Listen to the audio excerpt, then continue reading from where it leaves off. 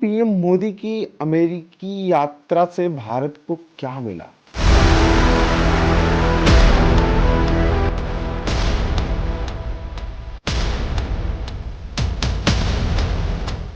कैसे मोदी जी ने एक बार फिर साबित किया कि दुनिया में उनसे बेहतर लीडर कोई और नहीं है।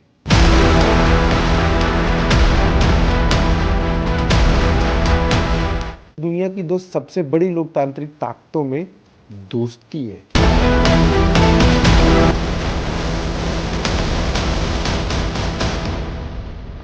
पीएम मोदी और ट्रंप दोनों ने कहा कि हम आतंकवाद के खिलाफ मिलकर लड़ेंगे।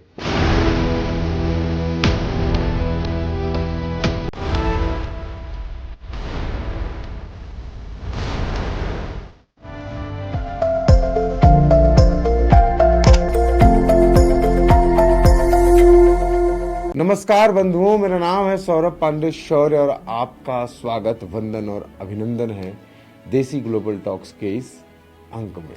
आज हम बात करेंगे पीएम मोदी की अमेरिकी यात्रा से भारत को क्या मिला। कैसे मोदी जी ने एक बार फिर साबित किया कि दुनिया में उनसे बेहतर लीडर कोई और नहीं है। प्रधानमंत्री नरेंद्र मोदी की अमेरिका यात्रा को एक सांकेतिक यात्रा के तौर पर ज्यादा देखा जाना चाहिए। इसमें खोने पाने से ज्यादा पूरी दुनिया के लिए संदेश छिपा है। यह संदेश कि दुनिया के सबसे बड़े लोकतंत्र और दुनिया के सबसे पुराने लोकतंत्र दोनों में बहुत बड़े स्तर पर मतभेद नहीं है, और मतभेद तो बिल्कुल नहीं है। अपने अपने राष्ट्रीय हितों को प्राथमिकता देते हुए भी दोस्ती निभाई जा सकती है। यही इस पूरी मुलाकात का सार है। भारत और अमेरिका के रिश्ते पहले से बेहतर हैं। यह आगे और भी मजबूत होते दिखाई देंगे। अमेरिका जाने से पहले पीएम मोदी भी अच्छी तरह जानते थे कि ट्रंप जिस राष्ट्रहित और मेगा के नारे के साथ अमेरिका की राष्ट्रपति की कुर्सी तक पहुंचे हैं, वह इससे जुदा तो नहीं हो जाएंगे। ट्रंप भी इससे वाकिफ थे कि मोदी भी राष्ट्र प्रथम की बात करते हैं। ऐसे में वह भी ऐसा कुछ नहीं करेंगे, वह भी सिर्फ दोस्ती के लिए। दोनों अपनी सीमाएं भी जानते हैं और अपनी हद भी जानते हैं। इस मुलाकात से दुनिया को जो सबसे बड़ा मैसेज गया वह है कि दुनिया की दो सबसे बड़ी लोकतांत्रिक ताकतों में दोस्ती है। यह तानाशाही ताकतों के सामने बहुत बड़ी चुनौती है कि अभी इस धरती पर लोकतंत्र कमजोर नहीं हुआ है। 21वीं सदी में तानाशाही ताकतों को यह सिग्नल जाना चाहिए कि लोकतंत्र आज भी इस धरती का पहला और आखिरी विकल्प है, और आगे भी यह मजबूत होगा। और ये जो मैसेज गया है ना, ये सबके लिए बहुत बड़ी चीज है। दुनिया में इस वक्त छोटे छोटे बिखराव पैदा हो रहे हैं, मल्टीपोलर और बाकी बातें हो रही हैं। ट्रंप आखिर चाहते क्या हैं? अगर आप ट्रंप के चुनाव अभियान को याद करेंगे तो वह यह कहते रहे हैं, हमेशा कहते रहे हैं कि हम युद्ध नहीं चाहते। और अगर पीएम मोदी की बात करें तो वह पुतिन से जाकर बोल कर आए हैं कि यह दौर युद्ध का नहीं, बुद्ध का है। और सबसे बड़ी बात यह है कि हिंसा और आतंक के खिलाफ लोकतांत्रिक ताकतें एकजुट हो रही हैं। और यह संदेश जा रहा है कि हमारे आपस के ट्रेड और बाकी चीजें सेकेंडरी बातें हैं। मूल चीज यह है जो मानवता के लिए भी जरूरी है कि भैया हमें युद्ध नहीं चाहिए। दुनिया की सभी बड़ी ताकतें इस बात से एकमत होती हुई दिखाई दे रही हैं। जब 20वीं सदी खत्म हुई तो टाइम मैगजीन ने उसका एक शताब्दी अंक निकाला। उसमें कवर स्टोरी थी कि 20वीं सदी की सबसे बड़ी देन क्या है। तो टाइम मैगजीन में था ग्रीड और डेमोक्रेसी। ग्रीड का मतलब यह था कि एंटरप्रेन्योरशिप और लोकतंत्र। तो 21वीं सदी में उस लोकतंत्र को बचाए रखना है। कहीं तानाशाही ताकतें यह ना सोच लें कि लोकतंत्र कमजोर हो रहा है और लोकतंत्र के आपसी गुटबाजी और मतभेद का फायदा उठाकर वो फिर कुछ ऐसा कर दें कि दुनिया में जहां जहां भी लोकतांत्रिक ताकतें हैं उनकी सभी शक्तियां तार-तार हों, उनकी बदनामी हो। पूरी दुनिया की नजरें पीएम नरेंद्र मोदी और डोनाल्ड ट्रंप की मुलाकात पर टिकी थी। विश्व की दो बड़ी ताकतें जब साथ बैठती हैं तो दुनिया की नजरें उन पर होना स्वाभाविक है। और इस मुलाकात से पूरी दुनिया को जो संदेश देने का काम किया गया है, हम उस पर भी चर्चा कर लें कि भाई क्या मैसेज दिया मोदी ने, क्या मायने हैं मोदी के इस अमेरिका यात्रा का। तो मोटी माटा अगर हम बात करें तो चार बड़े संदेश हैं। पहले तो ये कि भाई दोनों इस बात के पक्षधर हैं कि युद्ध किसी भी चीज का समाधान नहीं है, कतई नहीं।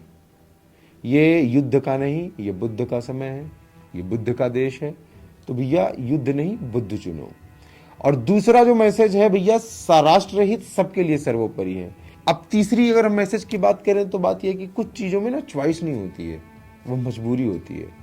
भारत और अमेरिका एक दूसरे के लिए मजबूरी और चॉइस दोनों है। 140 करोड़ की आबादी वाला देश इस भूमंडल पर कोई नहीं है सिवाय भारत के। आबादी बस नंबर नहीं है, यह कंज्यूमर भी है। कोई भी बड़ा देश तरक्की तभी करता है और मसलन टेक्नोलॉजी में भी बहुत आगे हो जाता है जब उसके पास ऐसे संसाधन होते हैं। वे लोग लाखों मर्सिडीज तो बना सकते हैं, लेकिन खरीदेगा कौन? उन्होंने अपने देश के लोगों के लिए तो उपलब्ध करा दिया, अपने देश की जनता को तो दे ही चुके हैं, लेकिन इसके बाद कहां जाएंगे? बारिश में पानी वहीं जाता है जहां ढाल होती है। नदियों के कैचमेंट एरिया जब भर जाते हैं तो बाढ़ आ जाती है और पानी बाहर आ जाता है। तो अमेरिका और यूरोप के कैचमेंट एरिया भर चुके हैं, तो विकास की संभावनाएं वहीं होंगी जहां पिछड़ापन है, जहां उसकी आवश्यकता है। तो इसलिए भारत पूरी दुनिया के लिए एक मार्केट है, तो अमेरिका के लिए भी है, ऑब्वियस सी बात है। चौथी बात, लोकतंत्र अगर लोकतंत्र का साथ नहीं देगा तो तानाशाही का खतरा बढ़ेगा। जैसे पीएम मोदी और ट्रंप दोनों ने कहा कि हम आतंकवाद के खिलाफ मिलकर लड़ेंगे। एक 26/11 का जो आतंकी था तहव्वुर राणा, जो मुख्य आरोपी था, जो अमेरिका में जाके छुपा हुआ था, उस पर ट्रंप ने कहा कि हम वापस उसे भारत भेजेंगे। तो आप सोच सकते हैं कि कितनी बड़ी बात है, ट्रंप और मोदी के बीच कितनी बड़ी ट्यूनिंग हो रही है। मोदी और ट्रंप का एक साथ आना ये बहुत बड़ा संदेश है उन सभी विघटनकारी ताकतों और डीप स्टेट के लिए जो इस बात के लिए पैसे खर्च करते थे कि देशों में अस्थिरता आ जाए। अमेरिका से तमाम देशों में पैसा जाता रहा सरकारों को अस्थिर करने के लिए, जिसमें जॉर्ज सोरोस का नाम बहुत आता है, आपने सुना भी होगा सदन में भी। वह फंडिंग भी बंद हो रही है और कहीं ना कहीं मोदी और ट्रंप का लक्ष्य एक है, लेकिन अपने अपने हितों को वो आगे रख रहे हैं। ये हित कहीं पर टकरा भी सकते हैं, हितों का टकराव होता है, और कहीं पर मेल भी खा सकते हैं।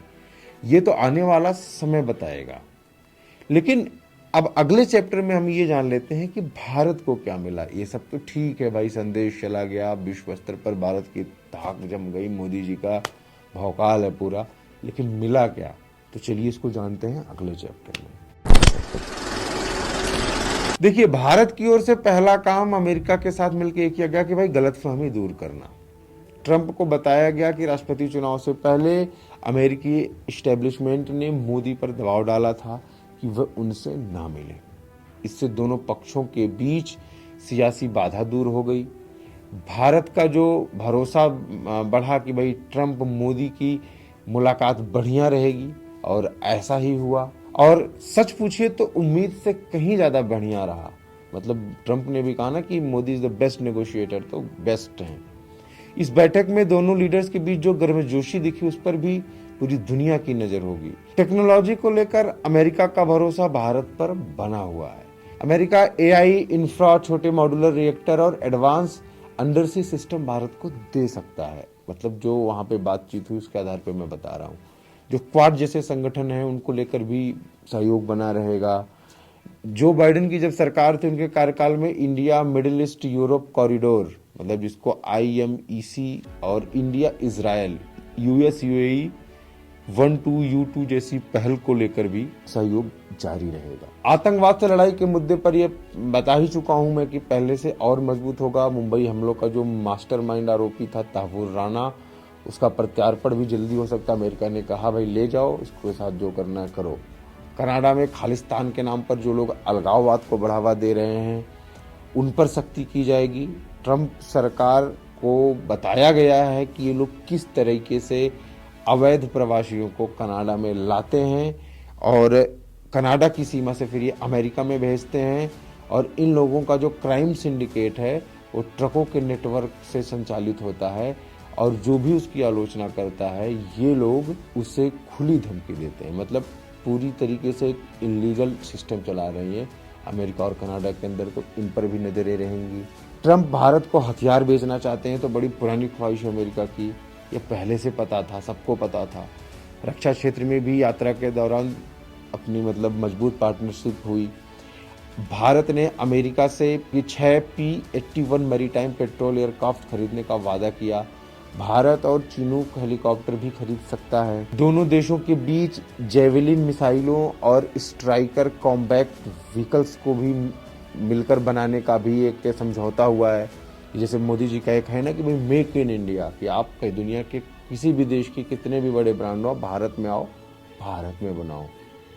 जहां तक ट्रंप के भारत को F-35 स्टील्थ फाइटर्स बेचने के प्रस्ताव की बात है तो इसमें शायद ही प्रगति हो।